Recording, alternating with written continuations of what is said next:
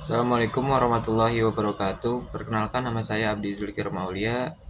Kemudian ada Fahri Muhammad Nur Ihsan. Kemudian ada Dimas Akli Prayoga. Kemudian ada Audi Dwi Kartiko. Dan yang terakhir ada Bang Rizky atau Bang Iki. Pada kesempatan kali ini, kelompok kami akan membawakan sebuah materi yang berjudul Waterfall Method atau metode pengembangan waterfall. Kemudian di sini ada content table. Yang pertama ada pengenalan, yang kedua ada metode, yang ketiga ada implementasi. Dan kemudian di sini ada pengenalan, yaitu ada deskripsi dan sejarah.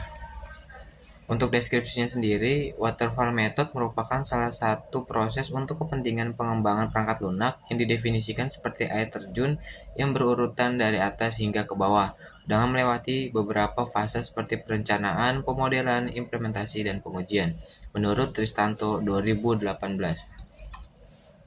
Kemudian untuk sejarahnya, waterfall method sering dianggap kuno karena ditemukan oleh Whitson Royce pada tahun 1970.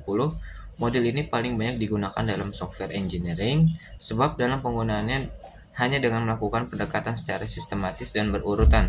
Tahap demi tahap perlu dilalui dengan harus menunggu selesainya tahap sebelumnya agar dapat melanjutkan tahap berikutnya.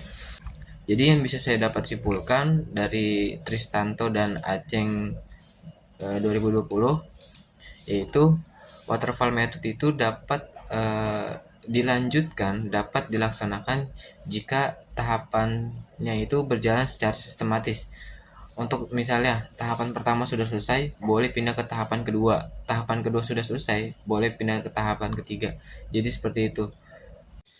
Baik, akan saya lanjutkan. Di sini terdapat metode dari model waterfall ini yang mencakup ilustrasi dan juga tahapan dari model waterfall. Di sini ada ilustrasi, yang pertama ada analisis kebutuhan, lalu turun ke bawah ada perancangan sistem, lalu ada pengkodean, lalu ada juga pengujian, lalu ada pemeliharaan. Nah, pada tahapan ini apa saja sih deskripsinya? Mungkin bisa saya jelaskan. Yang pertama ada analisis kebutuhan. Pada tahapan ini melibatkan analisis yang mendalam terhadap kebutuhan sistem. Sistem butuh seperti apa dan studi kasusnya di mana, semua itu didapatkan dan dikumpulkan data-datanya. Kemudian yang kedua ada perancangan sistem. Pada tahapan ini juga dilakukan dokumentasi guna merancang sistem sesuai dengan tahapan analisis kebutuhan yang sebelumnya dilakukan. Kemudian juga ada tahapan pengkodean, yaitu tahapan yang ketiga. Di tahap ini juga akan menerjemahkan perancangan sistem ke dalam bahasa yang dimengerti oleh komputer. Kemudian juga ada pengujian. Pada tahapan ini merupakan tahapan akhir sistem final dan dapat diuji oleh aktor yang ada, entah itu menggunakan black box dari sisi user ataupun menggunakan white box dari sisi programmer. Lalu ada pemeliharaan. Pada tahap ini dilakukan pemeliharaan apabila sistem mengalami perubahan, lalu adaptasi pada lingkungan, entah itu dari software ataupun hardware. Kemudian juga permintaan pengembangan fungsionalitas, entah itu dari user atau dari programmer itu sendiri. Baik, saya akan lanjutkan implementasi. Implementasi mencakup kekurangan, kelebihan, dan kesimpulan dari waterfall. Di sini saya akan membahas kelebihannya dahulu. 1. Langkah demi langkah. Metode ini mengajarkan kita untuk melakukan satu langkah sekaligus dengan rapi. 2. Rencana yang jelas. Orang-orang yang menggunakan metode ini membuat rencana yang sangat baik sebelum memulai proyek. 3. Mudah dimengerti. Metode ini membuat segalanya terlihat sederhana dan mudah dimengerti.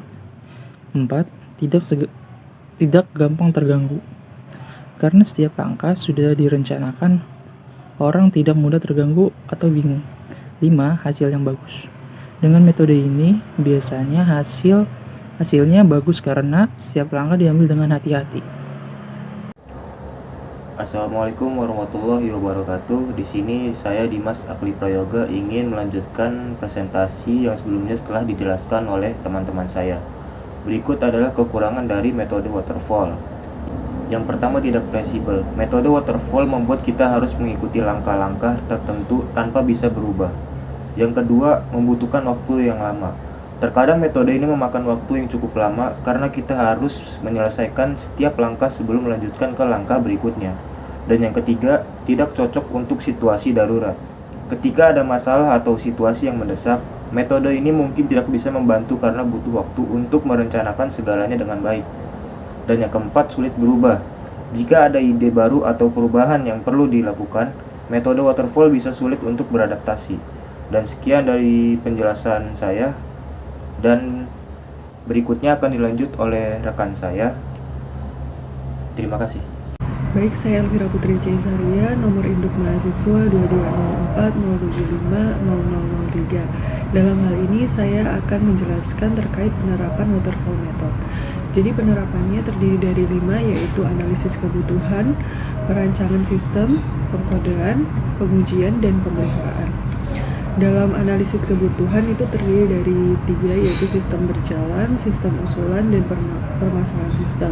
Kemudian untuk perancangan sistem itu terdiri dari arsitektur perangkat lunak, alur kerja, dan komponen sistem. Kemudian untuk pengkodean dilihat dari bahasa pemrograman, tools pemrograman, dan integrasi kode. Kemudian untuk pengujian terdiri dari skrip simulasi, alat dan metode, serta verifikasi hasil. Dan yang terakhir yaitu pemeliharaan, terdiri dari monitoring kinerja, pembaruan fungsionalitas, dan perbaikan bug. Untuk kesimpulan pada metode waterfall ini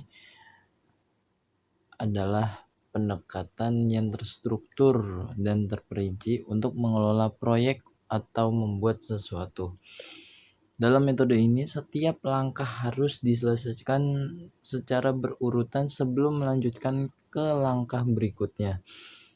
Ini dapat menghasilkan hasil yang rapih dan terorganisir, tetapi juga bisa kurang fleksibel. Perlu ada perubahan atau adaptasi cepat dalam proyek.